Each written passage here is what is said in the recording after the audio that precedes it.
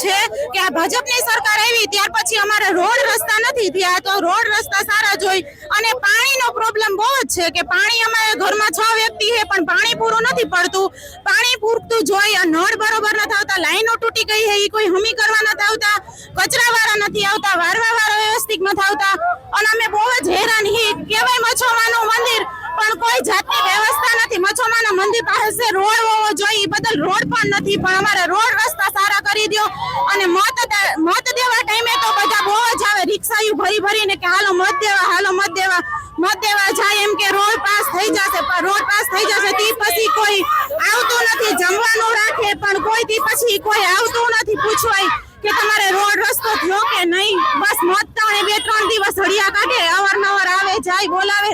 મનોજભાઈ અમરેલિયા છે મારું નામ, હું અહીંનો પ્રતિનિધિ છું, એક નાગરિક। અને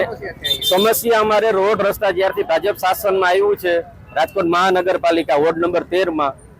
ત્યારથી લઈને અત્યાર સુધી 20-25 વર્ષની અંદર એક પણ વખત રોડ બનેલા નથી અને રજૂઆત અવારનવાર કરી છે, પણ એક પણ પદાધિકારી કે 4 કોર્પોરેટર શ્રી કોઈને અહીંયા આવવામાં ઇન્ટરેસ્ટ નથી ને એમ કહે છે કે ભાઈ અમે તમારી ગ્રાન્ટ આવશે તેથી તો 25 વર્ષની અંદર ગ્રાન્ટ 20-25 વર્ષ થવા આવ્યા મહાનગરપાલિકામાં ભેળો આ વિસ્તાર એમને તો એક પણ વખત આવ્યા નથી અને